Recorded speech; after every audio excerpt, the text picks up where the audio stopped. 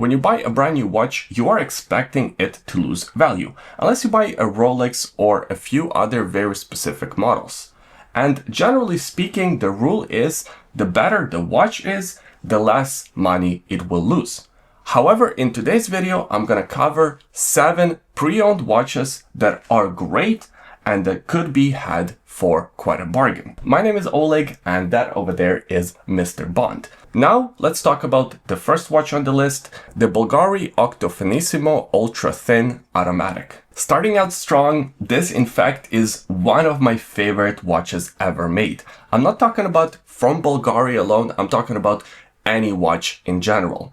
This specific model was released in 2017, and ever since there were quite a few different limited edition watches made in different materials, skeletonized watches, chronographs, etc. But in this video, I want to focus on the OG from 2017. This model comes in a titanium case, satin finishes all around, very reasonable dimensions, 40mm diameter by about 5.15 millimeters in case height. This watch is powered by the caliber Bvl-138 Finissimo, which is surprisingly an automatic movement with a micro rotor that beats at 3 Hz, and it comes with an impressive 60 hours of power reserve.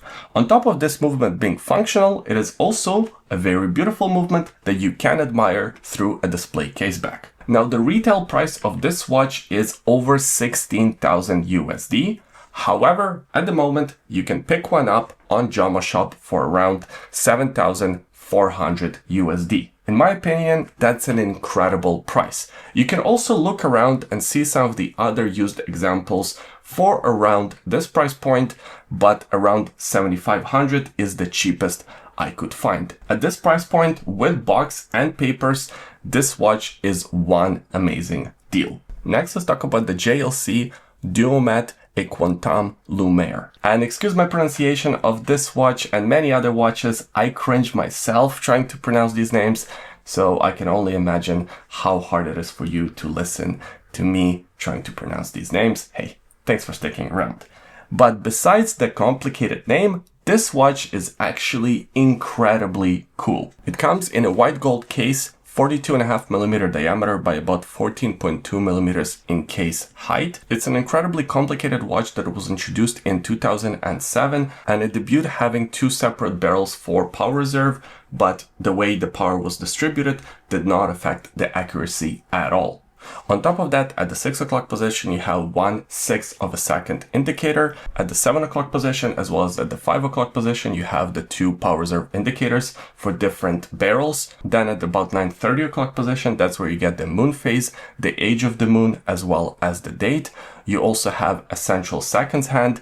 And finally, at around 2:30 o'clock position, that's the central time telling subdial. This watch is powered by the caliber JLC 318 hand-wound movement that beats at 3 Hz. It comes with 374 individual parts, and it features approximately 100 hours of power reserve, 50 hours for each barrel. As you would imagine, a watch like this is incredibly expensive. The original MSRP for it was around $45,000, I think $43,000 to be exact.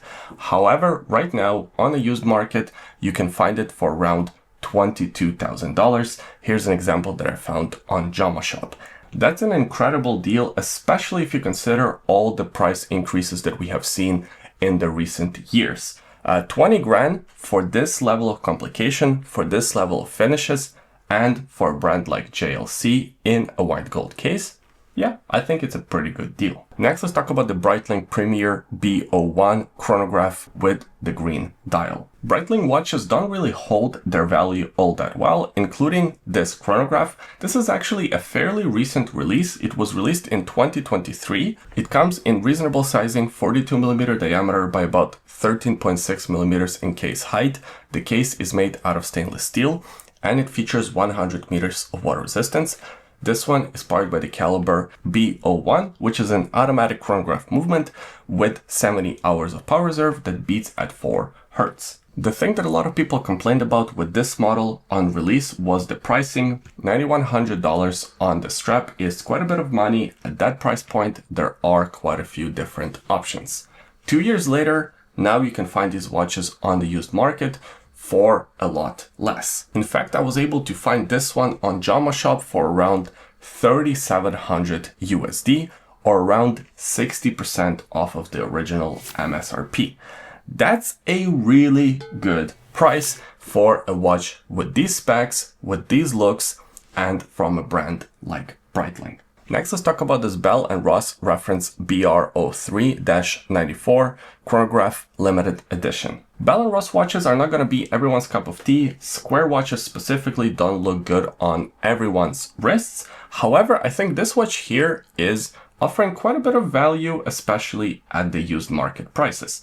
So when this watch was originally introduced, it came out as a limited edition of 999 pieces. It features a 42mm case diameter. Of course, it's a square case, so it's a 42mm by 42mm. The case height is very reasonable, 12.6mm, and the case is made out of black ceramic, which means that if you buy one of these watches on the used market, you can be sure that it's going to look almost brand new, since ceramic is almost impossible to scratch. As far as the movement powering this one, it's the caliber BR301, which is essentially a modified ETA 2894-2 movement that has 37 joules, it beats at 4 Hz, and it comes with about 42 hours of power reserve. In terms of the styling, I quite like how this watch looks, and the original MSRP was actually pretty high. It was priced at 8,800 USD. However, on Jaeger at the moment, there is a model available for $2,700, which in my opinion is one great deal, especially if you consider the original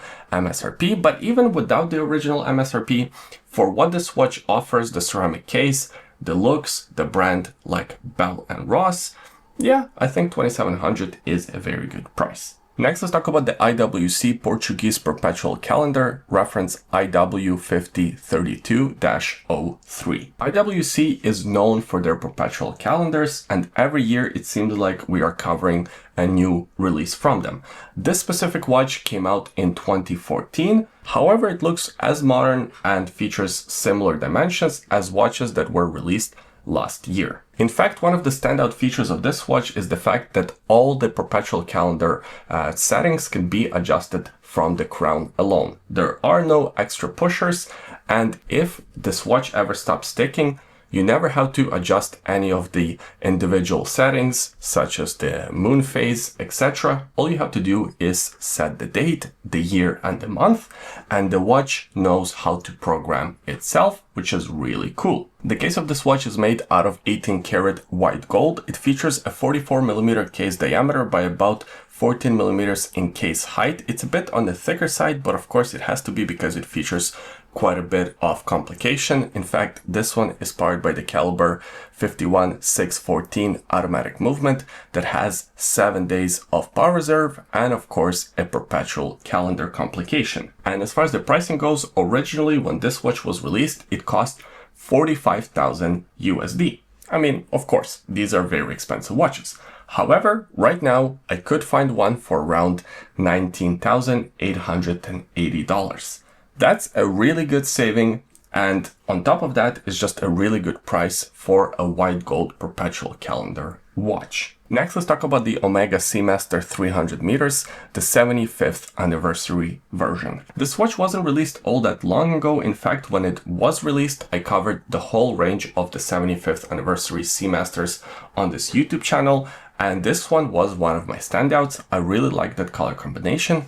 Plus, it also features the special case back.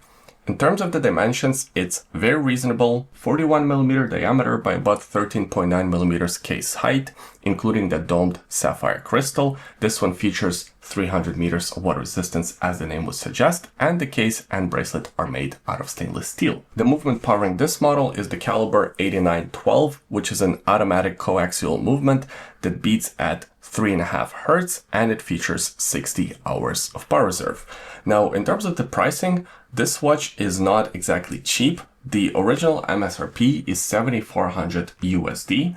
However, on Jaeger, once again, you can find this watch for around $4,700 in a used example with box and papers. Now, it's not as much off of the original MSRP as some of the other watches on this list.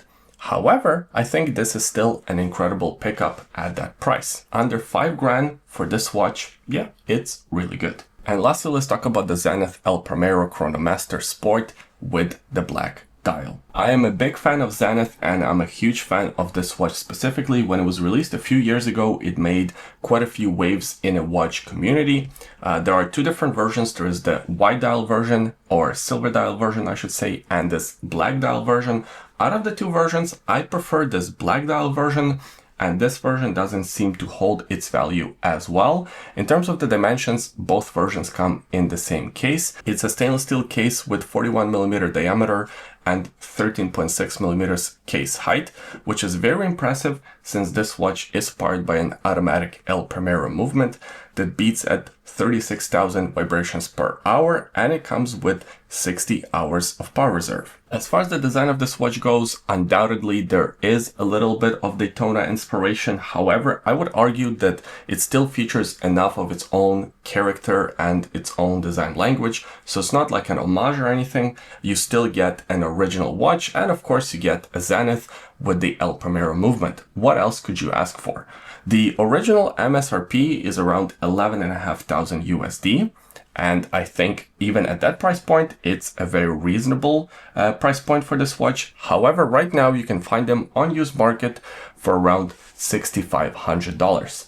At $6,500, this is an incredible watch. There are a lot worse watches for a lot more than you can buy. And that's it for this video. I hope you enjoyed it. If you did, please give it a thumbs up, subscribe to the YouTube channel for more videos like this in the future, and leave a comment in the comment section below. Let me know what you thought about today's picks. What stood out to you, what you didn't like so much. I always enjoy reading your comments. Thanks for watching, and we'll see you next time. Bye.